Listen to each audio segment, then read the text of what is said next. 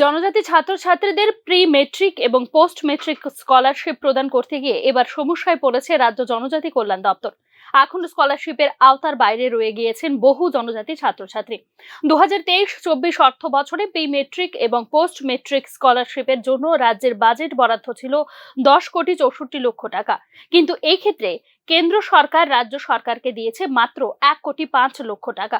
অর্থাৎ জনজাতি ছাত্রছাত্রীদের স্কলারশিপ দেওয়ার ক্ষেত্রে 9,61,00,000 টাকা এখনো পায়নি রাজ্য সরকার। রাজ্যে বর্তমানে মোট 35,665 জন জনজাতি ছাত্রছাত্রী তালিকাভুক্ত রয়েছেন স্কলারশিপের জন্য। এর মধ্যে 31,000 ছাত্রছাত্রীকে স্কলারশিপ দেওয়া হয়েছে TRESPর ফান্ড থেকে। এরপরেও আরো কয়েক হাজার ছাত্রছাত্রী বঞ্চিত রয়েছেন স্কলারশিপ থেকে।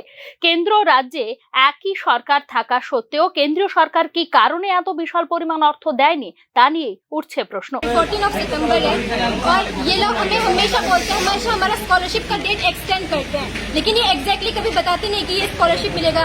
जब भी অর্থের ইউটিলাইজেশন সার্টিফিকেট সময় মতো না দিলে কেন্দ্রীয় সরকার থেকে ফান্ড বন্ধ হয়ে যাবার সম্ভাবনা থাকে বলে রাজ্য সরকারকে আগেই সতর্ক করে দিয়েছিল সিএজি। এক্ষেত্রে কি তাহলে অর্থের ইউটিলাইজেশন সার্টিফিকেট সময়ের মধ্যে জমা দেওয়া হয়নি? প্রশ্ন উঠছে তা নিয়েও।